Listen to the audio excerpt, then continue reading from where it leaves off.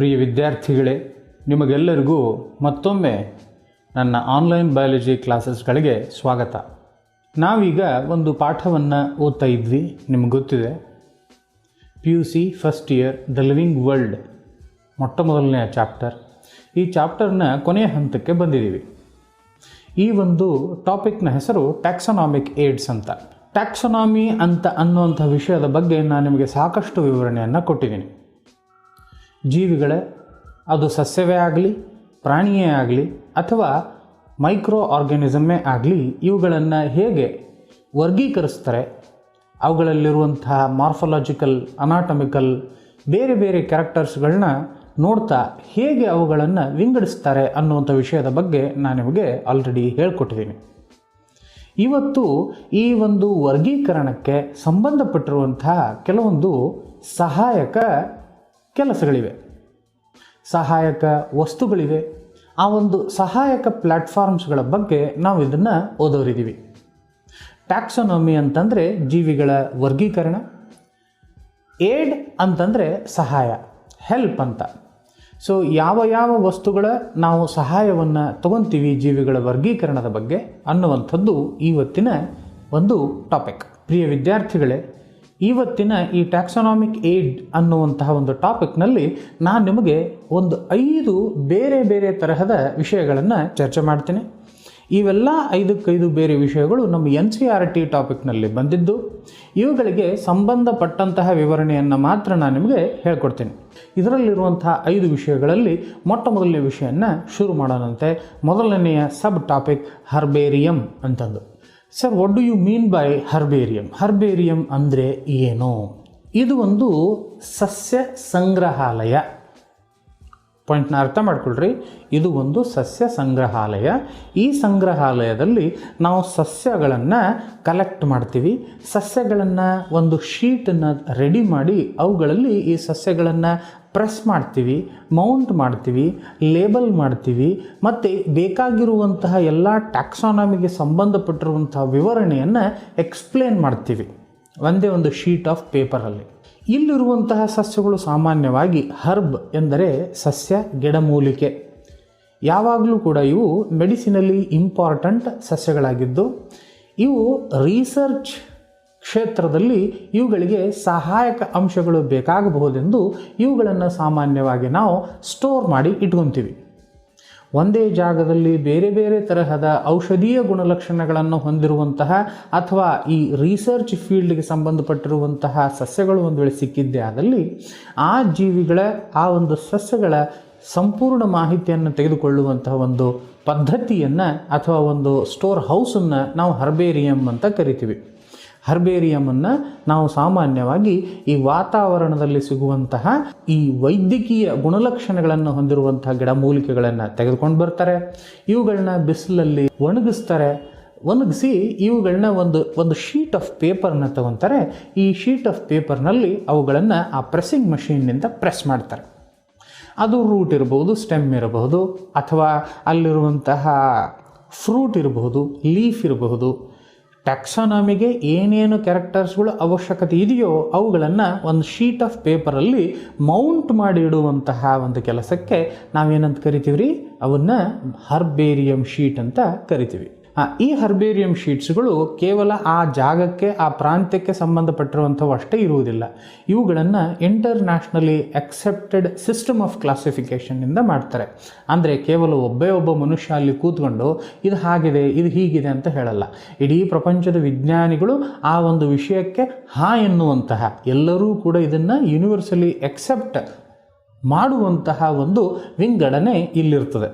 ಹಾಗಾದರೆ ಇಲ್ಲಿರುವಂತಹ ಮಾಹಿತಿ ಅದು ಕೇವಲ ಅಮೇರಿಕಾದಿಂದ ಬಂದಿರುವಂಥದ್ದಲ್ಲ, ಇವನ್ ಬೇರೆ ಪ್ಲೇಸಸ್ಗಳಿಗೂ ಕೂಡ. ಅದನ್ನು ನೀವು ಜರ್ಮನಿನೇ ತಗೊಳ್ರಿ, ಅದನ್ನು ನೀವು ಫ್ರಾನ್ಸೇ ತಗೊಳ್ರಿ, ಅದನ್ನೇ ನೀವು ಇಂಡಿಯಾನೇ ತಗೊಳ್ರಿ, ಪ್ರಪಂಚದ ಎಲ್ಲ ಭಾಗಗಳಿಗೂ ಕೂಡ ಒಂದೇ ತರಹದ ಮಾಹಿತಿ ಸಿಗುವಂತಹ ಇದೊಂದು ಜಾಗ. ನಾನು ಹೇಳಿದ ಹಾಗೆ ಇವುಗಳನ್ನು ಭವಿಷ್ಯದ ಬಹಳಷ್ಟು ಕ್ಷೇತ್ರದಲ್ಲಿ ಬಳಸಲು ಸಾಧ್ಯವಾಗುವಂಥ ಒಂದು ಪ್ರಮಾಣದಲ್ಲಿ ಇವುಗಳನ್ನ ಸ್ಟೋರ್ ಮಾಡಿ ಇಟ್ಟಿರ್ತಾರೆ. ನಾನು ಹೇಳ್ದಂಗೆ ಇದು ಒಂದು store house of collection of different variety of herbaceous plants which are helpful or which are in the field of medicinal use, etc. These are dried and these are pressed on to a paper. ಈ ಶೀಟ್ನ ಮೇಲೆ ಕೆಲವೊಂದು ಇನ್ಫಾರ್ಮೇಷನ್ಸ್ಗಳನ್ನ ಬರೀತಾರೆ. ನಾವು ಅವುಗಳನ್ನ labels ಅಂತ ಕರಿತೀವಿ. ಈ ಲೇಬಲ್ಸ್ನಲ್ಲಿ ಇರುವಂತಹ ವಿಷಯಗಳು ಯಾವ್ಯಾವ ವಿಷಯಗಳನ್ನ ನಾವಿಲ್ಲಿ ಬರಿತೀವಿ, ಮಾಹಿತಿ ನಮಗೆ ಬೇಕಾಗುತ್ತೆ. So try to remember these informations. Date and place of collection, ಯಾವ ತಾರೀಕಿನಲ್ಲಿ ಈ ಒಂದು ಪ್ಲಾಂಟನ್ನು ತೆಗೆದುಕೊಂಡ್ರು, ಯಾವ ಒಂದು ಜಾಗದಿಂದ ಈ ಒಂದು ಪ್ಲಾಂಟನ್ನು ತೆಗೆದುಕೊಂಡ್ರು, ಯಾಕಂದರೆ ಅವೆರಡೂ ಕೂಡ ಇಂಪಾರ್ಟೆಂಟ್ ಅನ್ನಿಸ್ತವೆ. ಪ್ಲೇಸ್, ನಾನು ನಿಮಗೆ ಬಹಳಷ್ಟು ರೆಫರೆನ್ಸಸ್ಗಳಲ್ಲಿ ಹೇಳಿದ್ದೀನಿ. ಪ್ರಪಂಚದಲ್ಲಿರುವಂತಹ ಎಲ್ಲ ತರಹದ ಆ್ಯಪಲ್ಸ್ಗಳು ಒಂದೇ ತರಹ ಇರುವುದಿಲ್ಲ. ಯಾಕಂತಂದರೆ ಬೇರೆ ಬೇರೆ ವಾತಾವರಣದಲ್ಲಿರುವಂತಹ ಸಸ್ಯಗಳು ಆಯಾ ವಾತಾವರಣಕ್ಕೆ ಹೊಂದಿಕೊಂಡು ತಮ್ಮ ಈ ಒಂದು ಗುಣಲಕ್ಷಣಗಳನ್ನು ತೋರಿಸ್ತಿರ್ತವೆ. ಒಂದೇ ತರಹದ ಟೊಮ್ಯಾಟೊಗಳಿರಲ್ಲ, ಒಂದೇ ಥರದ ಕ್ಯಾಪ್ಸಿಕಮ್ ಇರಲ್ಲ, ಒಂದೇ ಥರದ ಸಸ್ಯ ಸಂಕುಲವನ್ನು ಒಂದೇ ಜಾಗದಲ್ಲಿ ಒಂದೇ ಥರ ನೋಡಲಿಕ್ಕಾಗಲ್ಲ. ಜೊತೆಗೆ ಆ್ಯನಿಮಲ್ಸ್ಗಳನ್ನ ಕೂಡ ಹೋಲಿಸ್ಬೋದು. ಒಂದೇ ತರಹದ ಜೀವಿಗಳು ಇಡೀ ಪ್ರಪಂಚದಲ್ಲಿ ಕಾಣಿಸಲ್ಲ. At least there should be a minor differences or mistakes ಅಥವಾ ಅಡ್ಯಾಪ್ಟೇಷನ್ಸ್. ಒಂದು ದೊಡ್ಡ ಟಾಪಿಕ್, ಸಮಯ ಬಂದಾಗ ಎಕ್ಸ್ಪ್ಲೇನ್ ಮಾಡೋಣಂತೆ. ಓಕೆ, ಸೊ ಇಲ್ಲಿರುವಂಥ ಮೊದಲನೆಯ ಪಾಯಿಂಟ್ ಏನು, ಈ ಹರ್ಬೇರಿಯಂ ಶೀಟ್ನಲ್ಲಿ ಯಾವ ಡೇಟ್ನಲ್ಲಿ ಈ ಪ್ಲಾಂಟನ್ನು ಕಲೆಕ್ಟ್ ಮಾಡಿದ್ರು, ಆಮೇಲೆ ಯಾವ ಪ್ಲೇಸಿಂದ ಈ ಪ್ಲಾಂಟನ್ನು ಕಲೆಕ್ಟ್ ಮಾಡಿದ್ರು ಅನ್ನೋವಂಥದ್ದು ಒಂದು ಬೇಸಿಕ್ ಇನ್ಫಾರ್ಮೇಷನ್. Okay sir. ಆಮೇಲೆ ಇದಕ್ಕೆ ಸಂಬಂಧಿತವಾಗಿರುವಂತಹ ಇಂಗ್ಲೀಷ್ ಹೆಸರನ್ನು ಬರೀಬೇಕಾಗುತ್ತೆ ನಾವು. ಇದಕ್ಕೆ ಸಂಬಂಧಿತವಾಗಿರುವಂತಹ ಒಂದು ಬೊಟಾನಿಕಲ್ ಹೆಸರನ್ನು ಬರೀಬೇಕಾಗುತ್ತೆ ನಾವು. ಆಮೇಲೆ ಇದಕ್ಕೆ ಸಂಬಂಧಿತವಾಗಿರುವಂತಹ ಒಂದು ಲೋಕಲ್ ನೇಮ್ ಕೂಡ ನಾವು ಬರೀಬೇಕಾಗುತ್ತೆ. Automatically with respect to language, automatically ಅಲ್ಲಿರುವಂತಹ ಲೊಕ್ಯಾಲಿಟಿ ಪ್ರಕಾರ ಆ ಒಂದು ಕ್ಯಾರೆಕ್ಟರಿಸ್ಟಿಕ್ ಬೇಸಿಸ್ಗಳ ಮೇಲೆ ಅವರವರೇ ಇಟ್ಕೊಂಡಿರುವಂಥ ಕೆಲವೊಂದು ಹೆಸರುಗಳಿರ್ತವೆ. ಅದಕ್ಕಾಗಿ ಕನ್ಫ್ಯೂಷನ್ ಆಗಬಾರ್ದು ಅಂತ ಹೇಳಿ ಈ 3 ಹೆಸರುಗಳನ್ನ ಬರೀತಾರೆ. ಮತ್ತೊಂದು ಸತಿ ರಿಪೀಟ್ ಮಾಡ್ತೀನಿ. ಆ 3 ಹೆಸರುಗಳು ಯಾವ್ಯಾವು? ಒಂದು English name, botanical name, and then third one ಯಾವ್ದು ಹೇಳ್ರಿ? The local name. Done sir. Okay, ಮುಂದೆ ಹೋಗೋಣ ಅಂತ. ನಾನು ಮೊದಲೇ ಹೇಳಿದಂತೆ ಈ ಒಂದು ಹರ್ಬೇರಿಯಂ ಅನ್ನುವಂಥದ್ದು ಈ ಸಸ್ಯಗಳ ವರ್ಗೀಕರಣ ಮತ್ತು ವಿಂಗಡಣೆಗೆ ಸಂಬಂಧಪಟ್ಟಿರುವಂತಹ ಒಂದು ಅಧ್ಯಯನಕ್ಕೆ ಸಹಾಯ ಆಗ್ತದೆ. ಇಲ್ಲಿ ಒಂದು ಕಾಮನ್ ಆಗಿರುವಂಥ ಒಂದು ಪ್ರಶ್ನೆ ಕೇಳ್ತಾರೆ, ಸರ್ ಇಡೀ ಪ್ರಪಂಚದಲ್ಲಿ ಅತ್ಯಂತ ದೊಡ್ಡದಾಗಿರುವಂತಹ ಹರ್ಬೇರಿಯಂ ಯಾವುದು ಅಂತಂದು. ಅದಕ್ಕೆ ಉತ್ತರ ಕ್ಯೂ ಅಂತ ಒಂದು ಪ್ಲೇಸ್ ಇದೆ. ಮತ್ತೊಂದು ಸತಿ ಹೇಳ್ತೀನಿ, KEW ಅಂತ ಪ್ಲೇಸ್ ಇದೆ. ಇದಿರೋ ಅಂಥದ್ದು ಇಂಗ್ಲೆಂಡಲ್ಲಿ. ಎಲ್ಲಿ? ಇಂಗ್ಲೆಂಡಲ್ಲಿ. ಈ ಕ್ಯೂ ಅನ್ನುವಂಥದ್ದು ಪ್ಲೇಸಲ್ಲಿ ಇಂಗ್ಲೆಂಡಿನಲ್ಲಿ ಒಂದು ಬೊಟಾನಿಕಲ್ ಗಾರ್ಡನ್ ಇದೆ. ಆ ಬೊಟಾನಿಕಲ್ ಗಾರ್ಡನ್ ಹೆಸರು ರಾಯಲ್ ಬೊಟಾನಿಕಲ್ ಗಾರ್ಡನ್. ಇದು ಪ್ರಪಂಚದಲ್ಲೇ ಅತ್ಯಂತ ದೊಡ್ಡದಾಗಿರುವಂತಹ ಹರ್ಬೇರಿಯಂ, ಮರಿಬೇಡ್ರಿ. ಆಮೇಲೆ ಒಂದು ಸ್ವಲ್ಪ ಇಂಡಿಯಾಗೆ ಬರೋಣಂತೆ. ಇಂಡಿಯಾದಲ್ಲಿ ಇರುವಂತಹ ಅತ್ಯಂತ ದೊಡ್ಡದಾಗಿರುವಂತಹ ಈ ಹರ್ಬೇರಿಯಂ ಎಲ್ಲಿದೆ? 2 ಆಪ್ಷನ್ಸ್ಗಳು ಬರ್ತದೆ ನಮ್ಮ ಹತ್ರ. ವೆಸ್ಟ್ ಬೆಂಗಾಲ್ನಲ್ಲಿರುವಂಥ ಒಂದು ಹರ್ಬೇರಿಯಂ, ಆಮೇಲೆ ಇನ್ನೊಂಥದ್ದು ಲಖನೌನಲ್ಲಿ ಬರುವಂಥ ಒಂದು ಹರ್ಬೇರಿಯಂ. ಸರ್ ಇವೆರಡರಲ್ಲೂ ಕೂಡ ಯಾವುದು ಅತ್ಯಂತ ದೊಡ್ಡದಾಗಿರುವಂಥ ಹರ್ಬೇರಿಯಂ ಅಂತಂದರೆ, as for as different explanations, different internet surveys and different text books are concerned, ಇಂಡಿಯಾದಲ್ಲಿ ಅತ್ಯಂತ ದೊಡ್ಡದಾಗಿರುವಂತಹ ಹರ್ಬೇರಿಯಂ ಯಾವುದಾದ್ರೂ ಇದ್ದರೆ ಅದು Indian botanical garden, IBG, Sibpur, Howrah, west Bengal. Okay sir. So this is about herbarium ಬಗ್ಗೆ ಮಾತಾಡಿದ್ವಿ. ಒಂದು ಸ್ವಲ್ಪ ಮುಂದೆ ಹೋಗೋಣಂತೆ. ಮುಂದಿನ ಟಾಪಿಕ್ ಹೆಸರು ಬೊಟಾನಿಕಲ್ ಗಾರ್ಡನ್ ಅಂತ. Sir what do you mean by botanical garden ಅಂತಂದರೆ ಅಫ್ಕೋರ್ಸ್ ಇದರ ಅರ್ಥ ಇದು ಎಕ್ಸಿಬಿಷನ್ಗಿದೆ, ಇದು ತೋರಿಕೆಗೆ ಇದೆ. ಬೊಟಾನಿಕಲ್ ಅಂತಂದರೆ ಸಸ್ಯಕ್ಕೆ ಸಂಬಂಧಪಟ್ಟಿರುವಂಥ ಹೆಸರು. ಹಾಗಾದರೆ ಬೊಟಾನಿಕಲ್ ಗಾರ್ಡನ್ ಅಂದರೆ ಏನು? ಬಹಳಷ್ಟು ಏಕರಗಟ್ಟಲೆ ವಿಸ್ತೀರ್ಣವಾಗಿರುವಂತಹ ಜಾಗದಲ್ಲಿ ನಾವು ಎಲ್ಲ ತರಹದ ಸಸ್ಯಗಳು, ಅದು ವೈದ್ಯಕೀಯಕ್ಕೆ ಸಂಬಂಧಪಟ್ಟಿರುವಂಥ ಸಸ್ಯವಾಗಿರಬಹುದು, ಅಲಂಕಾರಕ್ಕೆ ಉಪಯುಕ್ತವಾಗಿರುವಂಥ ಸಸ್ಯ ಇರಬಹುದು, ಅಥವಾ ಈ ರಿಸರ್ಚ್ಗೆ ಉಪಯುಕ್ತವಾಗಿರುವಂಥ ಸಸ್ಯ ಇರಬಹುದು, ಅಥವಾ ಬೇರೆ ಬೇರೆ ತರಹದ ಕಾರಣಕ್ಕೆ ಇರುವಂತಹ ಸಸ್ಯ ಇರಬಹುದು. ಇಲ್ಲಿ ವೆರೈಟಿ ಆಫ್ ಪ್ಲಾಂಟ್ಸ್ಗಳನ್ನ ಎಕ್ಸಿಬಿಟ್ ಮಾಡ್ತಾರೆ. ಇಲ್ಲಿ ಗಾರ್ಡನ್ ಅಂತ ಇರೋದ್ರಿಂದ ಇಲ್ಲಿ ನಾವು ಜನರಲಿ ಇವುಗಳನ್ನ ತೋರಿಕೆಗೆ ಇಟ್ಟಿರ್ತೀವಿ. ಬೇರೆ ಬೇರೆ ವಿಸ್ತೀರ್ಣದ ಜಾಗಗಳಲ್ಲಿ ಇಲ್ಲಿ ಜೀವಂತ ಸಸ್ಯಗಳು ಇವುಗಳನ್ನ ಇಟ್ಟಿರ್ತಾರೆ. ನೆನ್ಪಿಟ್ಕೊಳ್ರಿ, ಇದೊಂದು basic difference between botanical garden and herbarium.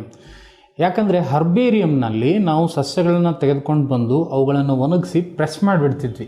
ಆದರೆ ಬೊಟ್ಯಾನಿಕಲ್ ಗಾರ್ಡನಲ್ಲಿ ಈ ತರಹ ವ್ಯವಸ್ಥೆ ಇಲ್ಲ. ಬೊಟ್ಯಾನಿಕಲ್ ಗಾರ್ಡನಲ್ಲಿ ಆಗುವಂಥ ಚೇಂಜಸ್ಗಳು ಏನು, ಇಲ್ಲಿ ಡೈರೆಕ್ಟಾಗಿ ಹೆಚ್ಚು ಕಡಿಮೆ ಒಂದು ಗಾರ್ಡನ್, ಒಂದು ತೋಟ, ಈ ಒಂದು ತೋಟಗಳಲ್ಲಿ ನಾವು ಯಾವ್ಯಾವ ತರಹದ ಸಸ್ಯಗಳನ್ನು ಪ್ರದರ್ಶನಕ್ಕೆ ಇಟ್ಟಿರ್ತೀವಲ್ಲ, ಇವುಗಳನ್ನ ನಾವು ದೊಡ್ಡ ವಿಸ್ತೀರ್ಣ ಜಾಗದಲ್ಲಿರುವಂತಹ ಒಂದು ಪ್ಲೇಸಸ್ ಅಂತ ತಿಳ್ಕೊಳ್ಳಿ. ಇಂಡಿಯಾನಲ್ಲೂ ಇದೆ, ಪ್ರಪಂಚದ ಬೇರೆ ಬೇರೆ ಜಾಗಗಳಲ್ಲೂ ಕೂಡ ಈ ಒಂದು ಬೊಟ್ಯಾನಿಕಲ್ ಗಾರ್ಡನ್ಸ್ಗಳಿವೆ. ಸೊ ಬೊಟ್ಯಾನಿಕಲ್ ಗಾರ್ಡನ್ಸ್ಗಳಲ್ಲಿ ಯಾವುದೂ ಕೂಡ ವಸ್ತುವಿನ ತರಹ ಪ್ರದರ್ಶನಕ್ಕಿರೋದಿಲ್ಲ. ಇಲ್ಲಿ ಜೀವಂತವಾಗಿರುವಂಥ ಸಸ್ಯಗಳು, ಇವುಗಳಿಗೆ ನೀರು ಹಾಕಿ ಗೊಬ್ಬರ ಹಾಕಿ ಬೆಳೆಸ್ತಾನೆ ಇರ್ತಾರೆ. ಉಪಯುಕ್ತ ಮತ್ತು ಅನುಪಯುಕ್ತ ಎರಡೂ ತರಹದ ಸಸ್ಯಗಳು ಈ ಜಾಗದಲ್ಲಿ ಇರ್ತವೆ. ಇವುಗಳಲ್ಲೂ ಕೂಡ ನಾವು ಬೇರೆ ಬೇರೆ ಫ್ಯಾಮಿಲಿಗೆ ಸಂಬಂಧಪಟ್ಟಿರುವಂತಹ, ಬೇರೆ ಬೇರೆ ಗುಣಲಕ್ಷಣಗಳನ್ನು ಹೊಂದಿರುವಂತಹ, ಬೇರೆ ಬೇರೆ ಮಾರ್ಫಾಲಜಿಕಲ್ ಆ್ಯಂಡ್ ಅನಾಟಮಿಕಲ್ ಸ್ಟಡೀಸ್ಗಳಿಗೆ ಬೇಕಾಗಿರುವಂತಹ ಈ ಎಲ್ಲ ತರಹದ ಸಸ್ಯ ಸಂಕುಲವನ್ನು ನಾವು ಈ ಜಾಗಗಳಲ್ಲಿ ಕಾಣಬಹುದು. ಇವುಗಳನ್ನು ಕೂಡ ರಿಸರ್ಚ್ ಸಲುವಾಗಿ ನಾವು ಬಳಸ್ಬೋದು, ನೋಡ್ಬೋದು. ಒಂದನ್ನು ನಾವು ಕೇವಲ ಆ್ಯಸ್ ಅ ಫೋಟೋ ತರಹ ನೋಡಿದ್ರೆ, ಇನ್ನೊಂದನ್ನು ನಾವು ಇದನ್ನು directly as a living organism ಅಂತ ನೋಡಬಹುದು. ಸೊ ಇದಕ್ಕೆ ಸಂಬಂಧಪಟ್ಟಿರುವಂತಹ ಕೆಲವೊಂದು ಎಕ್ಸಾಂಪಲ್ಸ್ಗಳು ಇಡೀ ಪ್ರಪಂಚದಲ್ಲಿ ನೋಡ್ತಾ ಹೋದರೆ ಯಾವ ಒಂದು ಬೊಟ್ಯಾನಿಕಲ್ ಗಾರ್ಡನ್ಸ್ಗಳು ಫೇಮಸ್ ಆಗಿವೆ ಅಂತಂದರೆ, ಅದೇ ಹೋದ್ಸತಿ ಹೇಳಿದ್ನಲ್ಲ, ಈ ಒಂದು give, royal botanical garden give ಇಂಗ್ಲೆಂಡ್ನಲ್ಲಿರುವಂಥದ್ದು. ಆಮೇಲೆ ಮತ್ತೊಂದಿದೆ ಇಂಡಿಯನ್ ಬೊಟ್ಯಾನಿಕಲ್ ಗಾರ್ಡನ್ IBG ಅನ್ನುವಂಥದ್ದು, ಇದು ಹಾವ್ರಾ ಇಂಡಿಯಾನಲ್ಲಿದೆ. ಆಮೇಲೆ national botanical research institute NBRI ಅನ್ನುವಂಥದ್ದು ಲಕ್ನೋವಲ್ಲಿದೆ, ಇದು ಇಂಡಿಯಾಕ್ಕೆ ಸಂಬಂಧಪಟ್ಟಿರುವಂಥದ್ದು. ರೈಟ್, ಮುಂದಿನ ವಿಷಯಕ್ಕೆ ಹೋಗೋಣಂತೆ. ಮತ್ತೊಂದು ಟಾಪಿಕ್ ಮ್ಯೂಸಿಯಂ. ಮ್ಯೂಸಿಯಂ ಅಂತಂದರೆ ವಸ್ತು ಸಂಗ್ರಹಾಲಯ. ಹೆಸರೇ ಗೊತ್ತದೆ ನಮ್ಮ ಹತ್ರ. ಮ್ಯೂಸಿಯಂ ಅಂತಂದ್ರೆ ಏನು? ವಸ್ತು ಸಂಗ್ರಹಾಲಯ. ಇಲ್ಲಿ ವಸ್ತುಗಳನ್ನು ಪ್ರಾಸೆಸ್ ಮಾಡಿ ಇಟ್ಟಿರ್ತಾರೆ, ಪ್ರಿಸರ್ವ್ ಮಾಡಿ ಇಟ್ಟಿರ್ತಾರೆ, ಶೋ ಮಾಡಿ ಇಟ್ಟಿರ್ತಾರೆ, ಎಕ್ಸಿಬಿಷನ್ಗೆ ಇಟ್ಟಿರ್ತಾರೆ. ಸೊ ಇಲ್ಲಿ ನಾವು ಬೇರೆ ಬೇರೆ ಕ್ಷೇತ್ರಗಳಿಗೆ ಸಂಬಂಧಪಟ್ಟಿರುವಂತಹ ವಸ್ತುಗಳನ್ನ ನೋಡ್ಬೋದು. ಅದನ್ನು ನೀವು ಕಲೆ ಅನ್ರಿ, ಇತಿಹಾಸ ಅನ್ರಿ, ಸಂಸ್ಕೃತಿ ಅಂತ ಅನ್ರಿ, ಆಟವನ್ರಿ, ವಿಜ್ಞಾನ ಏನ್ರಿ, ವೈದ್ಯಕೀಯವೇನ್ರಿ, ಸಂಶೋಧನೆ ಏನ್ರಿ, ನಿಮ್ಗೇನು ಬೇಕಾದ್ದು ಅವೆಲ್ಲ ವಿಷಯಗಳಿಗೆ ಸಂಬಂಧಪಟ್ಟಿರುವಂಥ ವಸ್ತುಗಳ ತೋರಿಕೆ ಅಥವಾ ಪ್ರದರ್ಶನವನ್ನು ನಾವು ಈ ಜಾಗಗಳಲ್ಲಿ ನೋಡ್ಬೋದು. ಆದರೆ ನಾವು ಬಯಾಲಜಿನಲ್ಲಿ ಮ್ಯೂಸಿಯಂ ಅಂತ ನೋಡ್ತಿದ್ದೀವಿ ಅಂತಂದರೆ, ನಾವು we need to talk about biological museums. So ಕೇವಲ ಈ ಜೀವಶಾಸ್ತ್ರಕ್ಕೆ ಸಂಬಂಧಪಟ್ಟಿರುವಂತಹ ವಿಷಯಗಳನ್ನು ಮಾತ್ರ ಈ ಒಂದು ಮ್ಯೂಸಿಯಮಲ್ಲಿ ನಾವು ಕಾಣಬಹುದು. ಇದನ್ನು ಕೆಲವೊಂದು ಎಜುಕೇಷ್ನಲ್ ಇನ್ಸ್ಟಿಟ್ಯೂಟ್ಸ್ಗಳಲ್ಲೂ ಕೂಡ ಇದನ್ನು ಸೆಟಪ್ ಮಾಡಿರ್ತಾರೆ. ಇವುಗಳನ್ನ ನಾವು ಸಂಶೋಧನೆಯ ಸಲುವಾಗಿ, ಐಡೆಂಟಿಫಿಕೇಷನ್ ಸಲುವಾಗಿ, ಟ್ಯಾಕ್ಸನಾಮಿಯ ಸಲುವಾಗಿ, ಸ್ಟಡಿ ಪರ್ಪಸ್ಸಾಗಿ ಇವುಗಳನ್ನು ನಾವು ಇಟ್ಕೋಬಹುದು. ಇವುಗಳನ್ನು ಇವನ್ ಸ್ಕೂಲ್ಗಳಲ್ಲಿ ನಾವು ನೋಡ್ಕೋಬಹುದು. ಬಯಾಲಜಿ ಲ್ಯಾಬೋರೇಟರೀಸೆಲ್ಲ ನೋಡ್ಬೋದು, ಬಾಟನಿ ಲ್ಯಾಬೋರೇಟರಿ ಅಥವಾ ಝೂಲಜಿ ಲ್ಯಾಬೋರೇಟರಿ ಅಂತ ನೋಡ್ಬೋದು. ನಾವು ಅಲ್ಲಿ ಕೆಲವೊಂದು ಸ್ಪೆಸಿಮನ್ಸ್ಗಳು, ನಾವು ಯಾವ ಒಂದು ಅಬ್ಜೆಕ್ಟ್ ಇರುತ್ತೋ, ಯಾವೊಂದು ಆರ್ಗ್ಯಾನಿಸಮ್ ಇರುತ್ತೋ ಆ ಆರ್ಗ್ಯಾನಿಸಮನ್ನು ಕೆಲವೊಂದು ಸ್ಪೆಸಿಫೈಡ್ ಜಾರ್ಸ್ಗಳಲ್ಲಿ ಕೆಲವೊಂದು ಸ್ಪೆಸಿಫಿಕ್ ಕೆಮಿಕಲ್ಸ್ಗಳನ್ನ ಹಾಕಿ, ಪ್ರಿಸರ್ವೇಟಿವ್ಸ್ಗಳನ್ನ ಹಾಕಿ ಅವುಗಳನ್ನ ಸ್ಟೋರ್ ಮಾಡಿ ಇಡ್ತಾರೆ for the future purpose, long term purpose. ಅವುಗಳ ಬಗ್ಗೆ ಸ್ಟಡಿ ಮಾಡಲು ನಮಗೆ ಅರ್ಥ ಆಗಲಿ, ಇಚ್ಛೆ ಆಗಲಿ, ಅನುಕೂಲ ಆಗಲಿ ಅನ್ನುವಂಥ ವಿಷಯಗಳ ಸಲುವಾಗಿ ಕೆಲವೊಂದು ಸಸ್ಯಗಳನ್ನು ಮತ್ತು ಕೆಲವೊಂದು ಪ್ರಾಣಿಗಳನ್ನು ನಾವು ಡ್ರೈ ಸ್ಪೆಸಿಮನ್ಗಳಾಗಿ ಹಾಗೆ ಇಟ್ಟಿರ್ತೀವಿ. ಯಾಕಂದರೆ ನಾವು ಅವುಗಳನ್ನು ಲಿಕ್ವಿಡ್ನಲ್ಲಿ ಹಾಕಿ ಅವುಗಳನ್ನು ಪ್ರಿಸರ್ವ್ ಮಾಡೋ ಹಾಗಿಲ್ಲ. ಕೆಲವೊಂದು ಜೀವಿಗಳು ಆ ಒಂದು ಲಿಕ್ವಿಡ್ನಲ್ಲಿ ಪೂರ್ತಿ ಡಿಸಾಲ್ವ್ ಆಗೋಗ್ಬಿಡ್ತವೆ. ಅದಕ್ಕಾಗಿ ನಾವು ಬೇರೆ ಪ್ರಾಸೆಸ್ಗಳನ್ನ ಆ್ಯಸ್ ಅ ಡ್ರೈ ಸ್ಪೆಸಿಮನ್ ಅಂತ ಕೂಡ ಅವುಗಳನ್ನ ಇಡ್ತೀವಿ. ಕೆಲವೊಂದು ಕೀಟಗಳಿವೆ, ಕೆಲವೊಂದು ಕ್ರಿಮಿಗಳಿವೆ. ಈ ಒಂದು ಕ್ರಿಮಿ ಕೀಟಗಳನ್ನು ನಾವು ಅಥವಾ ಇನ್ಸೆಕ್ಟ್ಸ್ಗಳನ್ನು ನಾವು ಹಿಡಿದು ಕೊಂದು ಅವುಗಳನ್ನ ಪಿನ್ ಮಾಡಿದ ಮೇಲೆ ಅವುಗಳದೇ ಒಂದು ದೊಡ್ಡದಾಗಿರುವಂತಹ ಬೋರ್ಡನ್ನು ರಚಿಸಿ ಅವುಗಳಲ್ಲೂ ಕೂಡ ಈ ಒಂದು ಇನ್ಸೆಕ್ಟ್ಸ್ಗಳ ಒಂದು ಡಿಫ್ರೆಂಟ್ ಆಗಿರುವಂತಹ ಕಲೆಕ್ಷನ್ ಕೂಡ ನಾವು ಮ್ಯೂಸಿಯಮಲ್ಲಿ ತೋರಿಸ್ಕೋಬಹುದು. ಕೆಲವೊಂದು ದೊಡ್ಡದಾಗಿರುವಂಥ ಆ್ಯನಿಮಲ್ಸ್ಗಳು ಸಿಗ್ತವೆ. ಆ ಪಕ್ಷಿಗಳೇ ಆಗಲಿ, ಮ್ಯಾಮಲ್ಸ್ಗಳಾಗಲಿ, ಇವುಗಳನ್ನ ನಾವು ಇದರಲ್ಲಿ ಕಾಟನನ್ನು ಹಾಕಿ ಸ್ಟಫ್ ಮಾಡಿ ಅವನ್ನು ಕೂಡ ಅದೇ ತರಹ ಕಾಣುವಂತೆ ಕೂಡ ಇಡಬಹುದು. ಇವೆಲ್ಲ ಮ್ಯೂಸಿಯಮ್ಸ್ಗಳಲ್ಲಿ ಕಾಣಿಸ್ತವೆ ನಮಗೆ. ಕೆಲವೊಂದು ಮ್ಯೂಸಿಯಮ್ಸ್ಗಳಲ್ಲಿ ನಾವು ಈವನ್ ಆ ಹ್ಯೂಮನ್ ಸ್ಕೆಲಿಟನ್, ಆಮೇಲೆ ಬೇರೆ ಬೇರೆ ಪ್ರಾಣಿಗಳ ಸ್ಕೆಲಿಟನ್ಗಳನ್ನು ಕೂಡ ನಾವು ನೋಡ್ತೀವಿ. ಸೊ ಅಷ್ಟು ದೊಡ್ಡ ದೊಡ್ಡ ಮ್ಯೂಸಿಯಮ್ಸ್ಗಳು ಕೂಡ ನಮ್ಮ ಈ ಒಂದು ಇಂಡಿಯಾನಲ್ಲೂ ಇವೆ, ಬೇರೆ ಪ್ರಪಂಚದ ಬೇರೆ ಬೇರೆ ಭಾಗಗಳಲ್ಲೂ ಕೂಡ ನಾವು ನೋಡ್ತೀವಿ. ನೆನಪಿರಲಿ, ಮ್ಯೂಸಿಯಂ ಅಂತಂದರೆ ವಸ್ತು ಸಂಗ್ರಹಾಲಯ, ಆದರೆ ನಮಗಿಲ್ಲಿ ಕೇವಲ ಬಯಾಲಜಿಗೆ ಸಂಬಂಧಪಟ್ಟಿರುವಂಥ ವಸ್ತು ಸಂಗ್ರಹಾಲಯ. ಸೊ ಝೂಲಾಜಿಕಲ್ ಪಾರ್ಕ್ನಲ್ಲಿ ಇರುವಂಥ ವೈಶಿಷ್ಟ್ಯ ಏನು? ಝೂಲಾಜಿಕಲ್ ಪಾರ್ಕ್ ಅಂತಂದರೆ ಇಲ್ಲಿ ಪ್ರಾಣಿಗಳನ್ನು ಪ್ರದರ್ಶನಕ್ಕೆ ಇಟ್ಟಿರ್ತಾರೆ. ಸರ್, ಎಂಥೆಂಥ ಪ್ರಾಣಿಗಳಲ್ಲಿ ಇರ್ತವೆ? ಯಾವ ಕಾಡು ಪ್ರಾಣಿಗಳು ಇರುತ್ತವೆಯೋ ಅವುಗಳನ್ನ ಇಲ್ಲಿ ಸಾಮಾನ್ಯವಾಗಿ ನಾವು ಬಳಸ್ತೀವಿ. This is the place where in which the collection of wild animals will be ಶೋಕೇಸ್ಡ್ in cages. Cages ಅಂತಂದರೆ ಪಂಜರಗಳಲ್ಲಿ ಈ ಕಾಡು ಪ್ರಾಣಿಗಳನ್ನಿಟ್ಟು ಪ್ರದರ್ಶನಕ್ಕೆ ಇಟ್ಟಿರ್ತಾರೆ.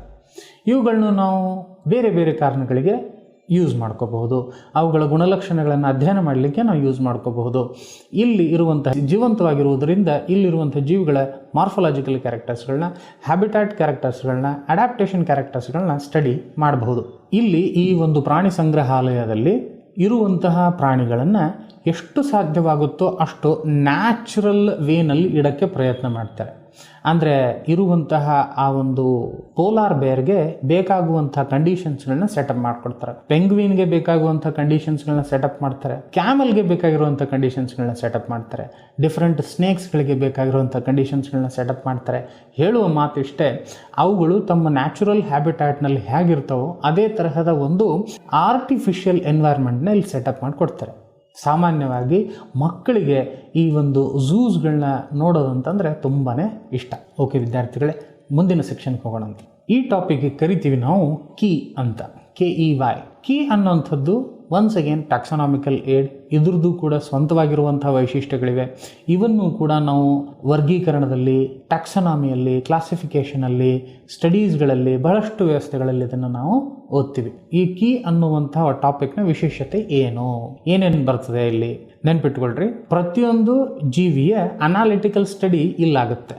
ಇಲ್ಲೊಂದು ಬುಕ್ ಇರುತ್ತೆ ರೀ, ಇದೊಂದು ಬುಕ್. ಈ ಬುಕ್ಕಲ್ಲಿ ಕೊಡುವಂತಹ ಇನ್ಫಾರ್ಮೇಷನ್ಸ್ಗಳನ್ನ ನಾವು ಫಾಲೋ ಮಾಡ್ಕೊತ ಹೋಗ್ಬೇಕು. ಇಲ್ಲಿ ಡಿಪೆಂಡಿಂಗ್ ಅಪಾನ್ ಸಿಮಿಲಾರಿಟಿ ಮತ್ತು ಡಿಸ್ಸಿಮಿಲಾರಿಟಿ, ಎಷ್ಟು ಗುಣಗಳು ಹೋಲ್ತವೆಯೋ ಅದು ಒಂದು ಆಧಾರದ ಮೇಲೆ, ಎಷ್ಟು ಗುಣಗಳು ಹೋಲುವುದಿಲ್ಲವೋ ಆ ಒಂದು ಆಧಾರದ ಮೇಲೆ ಇಲ್ಲಿ ಈ ಪುಸ್ತಕಗಳ ಗುಣಲಕ್ಷಣಗಳನ್ನು ಇಟ್ಟಿರ್ತಾರೆ. So depending upon similarities and dissimilarities ಇಲ್ಲಿ ಒಂದು ಕಂಟೆಂಟ್ ಇದೆ, ಅದನ್ನು ನಾವು ಫಾಲೋ ಮಾಡಬೇಕು. ಯಾವುದಾದ್ರೂ ಒಂದು ಪ್ಲಾಂಟ್ ಸ್ಪೆಸಿಮನ್, ಆ ಪ್ಲಾಂಟ್ ಸ್ಪೆಸಿಮನ್ನ ಎಷ್ಟು ಗುಣಲಕ್ಷಣಗಳು ಹೋಲುತ್ತವೆಯೋ ಸಿಮಿಲಾರಿಟಿ, ಎಷ್ಟು ಗುಣಲಕ್ಷಣಗಳು ಹೋಲುವುದಿಲ್ಲವೋ ಅದನ್ನು ನಾವು ಡಿಸ್ಸಿಮಿಲಾರಿಟಿ, ಎರಡು ಕ್ಯಾಟಗರೀಸ್ಗಳನ್ನ ಮಾಡಿಟ್ಟಿದ್ದೀವಿ. ಈ ಕ್ಯಾರೆಕ್ಟರ್ಸ್ಗಳಿಗೆ ನಾವು ಕರಿತೀವಿ ಕಪ್ಲೆಟ್ಸ್. ನೆನಪಿಟ್ಕೊಳ್ರಿ, ನಾ ಹೇಳುವಂಥ ಶಬ್ದ ಕಪ್ಲೆಟ್. ಕಪ್ಲೆಟ್ ಅನ್ನುವಂಥದ್ದು ಸಿಮಿಲಾರಿಟಿ ಮತ್ತು ಡಿಸ್ಸಿಮಿಲಾರಿಟಿಗಳ ಆಧಾರದ ಮೇಲೆ ರೆಡಿ ಇದೆ. ಇಲ್ಲಿ ಲೀಡ್ ಅನ್ನುವಂಥ ಒಂದು ಟಾಪಿಕ್ ಬರ್ತದೆ. ಏನು? ಯಾವುದಾದ್ರೂ ಒಂದು ಗುಣಲಕ್ಷಣ ಆ ಕಪ್ಲೆಟ್ನಲ್ಲಿ ಇದ್ದರೆ ಅದು ಒಂದು ಲೀಡ್.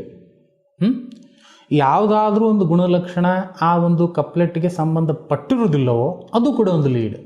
ಓಕೆ, ಹಾಗಂದ್ರೆ so similarities and dissimilarities are made up of a section called as couplet, and this couplet contains a lot of range of characters. It may contain the character which is similar, called as lead, and it may contain the character which is dissimilar, it is also called as lead. So ನೀವು similar ಕ್ಯಾರೆಕ್ಟರ್ಸ್ಗಳನ್ನ ತಗೊಂಡು ನೀವು ಒಂದು entry ಹೊಡೆದ್ರಿ ಅಂತಂದರೆ ನೀವು ಲೀಡ್ನ ಮುಂದೆ entry ಹೊಡೆದ್ರಿ. ನೀವು dissimilar ಕ್ಯಾರೆಕ್ಟರ್ಸ್ನ ತಗೊಂಡು ನೀವು ಎಕ್ಸಿಟ್ ಆದರೆ ಅದನ್ನು ಕೂಡ ಒಂದು ಲೀಡ್ ಅಂತ ಕರಿತೀವಿ. ಹಾಗಾದರೆ ಏನು? ಸೊ ಒಂದು ಲೀಡ್, ಒಂದು ಕ್ಯಾರೆಕ್ಟರ್ನ ತಗೊಂಡು ನೀವು ಇದನ್ನು ಎಸ್ ಅಂತ ಎಕ್ಸೆಪ್ಟ್ ಮಾಡಿ ಮುಂದಿನ ಸೆಕ್ಷನ್ಗೆ ಇನ್ನೂ ಅದನ್ನು ಗುರ್ತು ಹಿಡಿಯೋಕ್ಕೆ ಮುಂದೆ ಹೋಗ್ಬೋದು. ಅಥವಾ ಆ ಕ್ಯಾರೆಕ್ಟರ್ ಅದಕ್ಕೆ ಸಂಬಂಧಪಟ್ಟಿಲ್ಲ ಅಂತಂದು ಡಿಸ್ಸಿಮಿಲಾರಿಟಿ ಅಂತಂದು ನೀವು ಆ ಜಾಗವನ್ನು ಅಲ್ಲಿಯೇ ಬಿಟ್ಟು, ಆ ಲೀಡನ್ನು ನೀವು ಅಲ್ಲಿಯೇ ಬಿಟ್ಟು ಆ ಒಂದು ಸೆಕ್ಷನ್ನಿಂದ ಹೊರಗೂ ಕೂಡ ಬರ್ಬೋದು. ಓಕೆ, ಸೊ ಇದೊಂಥರ ಆಟ ಇದ್ದಂಗೆ ರೀ, ಇದೊಂಥರ game. If you are understanding the similarities then enter into it. If there are dissimilarities then try deleting them. Enter only with desired characters. ನಿಮ್ಮ ಒಂದು ಸಸ್ಯಕ್ಕೆ ಸಂಬಂಧಪಟ್ಟಿರುವಂಥ ಗುಣಲಕ್ಷಣಗಳಲ್ಲಿರ್ತವೆ. ಆ ಗುಣಲಕ್ಷಣಗಳನ್ನು ಅಲ್ಲಿ ಇದ್ದರೆ, ಸಿಮಿಲಾರಿಟಿ ಇದ್ದರೆ ಒಳಗೋಗೋದು, ಇಲ್ಲ ಅಂತಂದ್ರೆ ಆ ಪಾಯಿಂಟ್ ಬಿಡೋದು. ಇಲ್ಲಿದ್ದರೆ ಅಲ್ಲಿಗೆ ಹೋಗೋದು, ಆ ಪಾಯಿಂಟ್ ಬಿಡೋದು, ಮುಂದಿನ ಕಡೆ ಮತ್ತೆ ಇರೋದು ಮತ್ತೆ. ಸೊ ಈ ಥರ ಕಂಟಿನ್ಯೂ ಆಗ್ತಾ ಹೋಗುವಂಥ ಒಂದು ಸಿಚುವೇಶನ್, ಒಂದು ಪ್ರಾಸೆಸ್ ಇದೆ. ನಾನು ಹೇಳ್ದಂಗೆ ಆ ಒಂದು ಲೀಡಲ್ಲಿ ಒಂದು ಆಕ್ಸೆಪ್ಟ್ ಮಾಡುವಂಥದ್ದು, ಇನ್ನೊಂದು ರಿಜೆಕ್ಟ್ ಮಾಡುವಂಥದ್ದು. ಬೇರೆ ಬೇರೆ ಫ್ಯಾಮಿಲೀಸ್ಗಳಿಗೆ, ಬೇರೆ ಬೇರೆ ಜೀನಸ್ಗಳಿಗೆ, ಬೇರೆ ಬೇರೆ ಸ್ಪೀಷೀಸ್ಗಳಿಗೆ, ಬೇರೆ ಬೇರೆ ಆರ್ಡರ್ಸ್ಗಳಿಗೂ ಕೂಡ ನಾವಿಲ್ಲಿ ಬೇರೆ ಬೇರೆ ಕೀಸ್ಗಳನ್ನ ಜನರೇಟ್ ಮಾಡಿರ್ತೀವಿ. ಇವೆಲ್ಲ ಟ್ಯಾಕ್ಸಾನಮಿಗೆ ಸಂಬಂಧಪಟ್ಟಿರುವಂತಹ ಮತ್ತು ಬುದ್ಧಿಮತ್ತೆಯ ಆಧಾರದ ಮೇಲೆ ಬಳಸುವಂತಹ ಒಂದು ಟ್ಯಾಕ್ಸಾನಮಿಕ್ ಹೆಲ್ಪ್. ಈ ಒಂದು ಕೀ ಅನ್ನುವಂಥದ್ದು ಅನಾಲಿಟಿಕಲ್ ಇನ್ ನೇಚರ್. ಇದು 5 ವಿಷಯಗಳಿಗೆ ಸಂಬಂಧಪಟ್ಟಿರುವಂತಹ ಕಂಟೆಂಟ್ ಏನೋ ಮುಗೀತು. ಇನ್ನೂ ಕೆಲವೊಂದು ಸಹಾಯಕ 2-3 ವಿಷಯಗಳಿವೆ. ಒಂದನೇದು ಫ್ಲೋರಾ, ಮತ್ತೊಂದು ಮ್ಯಾನುವಲ್, ಮತ್ತೊಂದು ಮೋನೋಗ್ರಾಫ್ ಎಕ್ಸೆಟ್ರಾ. ಸೊ ಫ್ಲೋರಾ ಅಂದರೆ ಏನು? ಒಂದೇ ಒಂದು ಸ್ಪೆಸಿಫಿಕ್ ಜಿಯೋಗ್ರಾಫಿಕಲ್ ಏರಿಯಾನಲ್ಲಿ ಸಂಬಂಧಪಟ್ಟಿರುವಂತಹ ಪ್ರೆಸೆಂಟ್ ಆಗಿರುವಂತಹ ವೆರೈಟಿ ಆಫ್ ಪ್ಲಾಂಟ್ಸ್ಗಳ ಇನ್ಫಾರ್ಮೇಷನ್ನ ನಾನು ಫ್ಲೋರಾ ಅಂತ ಕರಿತೇನೆ. ನಮ್ಮ ಊರಿನಲ್ಲಿ ಸಿಗುವಂತಹ ಸಸ್ಯಗಳ ಬೇರೆ ಬೇರೆ ಸಸ್ಯಗಳ ಮಾಹಿತಿ ತೆಗೆದುಕೊಳ್ಳುವುದನ್ನು ನಾನು ಫ್ಲೋರಾ ಅಂತ ಕರಿತೀನಿ. ನಿಮ್ಮೂರಲ್ಲಿ ಸ್ಪೆಸಿಫಿಕ್ ಜಾಗ, ಆ ಜಾಗದಲ್ಲಿ ಸಿಗುವಂತಹ ಸಸ್ಯಗಳ ಇನ್ಫಾರ್ಮೇಷನ್ನ ಕಲೆಕ್ಟ್ ಮಾಡೋದನ್ನು ನಾವು ಫ್ಲೋರಾ ಅಂತ ಕರಿತೀವಿ. It is on information of the related plants given to that specific geographical area, particular area. Try to understand it, don't forget it. ಹೋಗೋಣಂತೆ ಸೆಕೆಂಡ್ ಒನ್ ಮ್ಯಾನುವಲ್. ಮ್ಯಾನುವಲಲ್ಲಿ ನಾವು ಆ ಒಂದು ಸ್ಪೆಸಿಫಿಕ್ ಏರಿಯಾನಲ್ಲಿ ಬರುವಂತಹ ಸ್ಪೀಷೀಸ್ಗಳ ಇನ್ಫಾರ್ಮೇಷನ್ನ ತೊಗೊತೀವಿ. ಸ್ಪೀಷೀಸ್ ಅಂತಂದರೆ ಏನು ರೀ ಸರ್? ಹೋದ ಸತಿ ನಾನು ಹೇಳುವಂಥದ್ದೇನು ಪ್ಲಾಂಟ್ಸ್. ಇಲ್ಲಿ ಪ್ಲಾಂಟ್ಸ್ ಜೊತೆಗೆ ನೀವು ಬೇರೆ ಬೇರೆ ಸ್ಪೀಷೀಸ್ಗಳಂತಂದರೆ ನೀವು ಆ್ಯನಿಮಲ್ ಸ್ಪೀಷೀಸ್ಗಳನ್ನು ಕೂಡ ಕೌಂಟ್ ಮಾಡಬಹುದು.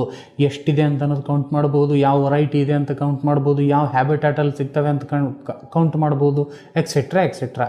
ಸೊ ಫ್ಲೋರಾ ಅನ್ನುವಂಥದ್ದು ಕೇವಲ ಸಸ್ಯಗಳಿಗೆ ಸಂಬಂಧಪಟ್ಟಿರುವಂಥ ವಿಷಯವಾದರೆ, ಮ್ಯಾನುವಲ್ ಅನ್ನುವಂಥದ್ದು ಆ ಗಿವನ್ ಏರಿಯಾ ಜಾಗದಲ್ಲಿ ಸಿಗುವಂತಹ ಟೋಟಲ್ ಸ್ಪೀಷೀಸ್ಗಳ ಇನ್ಫಾರ್ಮೇಷನ್, ನೇಮ್ ಆಗಲಿ, ಹ್ಯಾಬಿಟೇಟ್ ಆಗಲಿ, ಕ್ಯಾರೆಕ್ಟರ್ಸ್ ಆಗಲಿ, ಎವ್ರಿಥಿಂಗ್.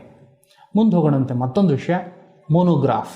ಮೋನೋಗ್ರಾಫ್ ಅನ್ನುವಂಥದ್ದು the information or classification or characteristic or the analysis of organisms relating to only one taxon. One ಟ್ಯಾಕ್ಸಾನಿಗೆ ಸಂಬಂಧಪಟ್ಟಿರುವಂಥ ಇನ್ಫಾರ್ಮೇಷನ್ನ ಮಾತ್ರ ನಾವು ಮೋನೋಗ್ರಾಫಲ್ಲಿ ನೋಡ್ತೀವಿ. ಒನ್ ಟ್ಯಾಕ್ಸಾನ್ ಅಂತಂದರೆ ಏನು? ನೆನ್ಪಿಟ್ಕೊಳ್ಳಿ, ನಾನು ನಿಮಗೆ 7 ಟ್ಯಾಕ್ಸಾನ್ಸ್ಗಳನ್ನ ಹೇಳಿದ್ದೆ, ಕಿಂಗ್ಡಮ್ದಿಂದ ಸ್ಪೀಷೀಸ್ ತನಕ. ಆ 7 ಟ್ಯಾಕ್ಸಾನ್ಸ್ಗಳಲ್ಲಿ ಯಾವುದಾದ್ರೂ ಒಂದು ಟ್ಯಾಕ್ಸಾನಿಗೆ ಸಂಬಂಧಪಟ್ಟಿರುವಂತಹ ಒಂದು ಸ್ಟಡಿ ಇದ್ದರೆ ಅದನ್ನು ನಾವೇನಂತ ಕರಿತೀವಿ? ಮೋನೋಗ್ರಾಫ್. ಮೋನೋ ಸಿಂಗಲ್, ಮರಿಬಾರ್ದು. ಓಕೆ ಸ್ಟೂಡೆಂಟ್ಸ್, ಇದಷ್ಟು ಸೋ ಮಚ್ ಆಫ್ ಇನ್ಫಾರ್ಮೇಷನ್ ಆಯಿತು ರಿಲೇಟಿಂಗ್ ಟ್ಯಾಕ್ಸಾನಾಮಿಕ್ ಏಡ್ ಅಂತ ಅನ್ನೋದ್ರ ಬಗ್ಗೆ. This is the end of the topic taxonomic aid. I hope you liked this video. ಒಂದು ವೇಳೆ ನಿಮಗಿಷ್ಟ ಆದಲ್ಲಿ ನಿಮ್ಮ ಬೇರೆ ಬೇರೆ ಫ್ರೆಂಡ್ಸ್ಗಳಿಗೆ ಯಾರಿಗೆ ಅವಶ್ಯಕತೆ ಇದೆಯೋ ಅವರಿಗೆ ಲೈಕ್ ಮಾಡಿ, ಶೇರ್ ಮಾಡಿ, ನನ್ನ ಚಾನಲ್ಗೆ ಸಬ್ಸ್ಕ್ರೈಬ್ ಮಾಡಿ. ಮುಂದೆ ಹೊಸ ಒಂದು ಪಾಠವನ್ನು ತಗೊಂಡು ಮತ್ತೆ ಬರ್ತೀನಿ ಅನ್ನುವಂಥ ಒಂದು ಭರವಸೆಯಿಂದ. Everyone, thank you very much. God bless you all.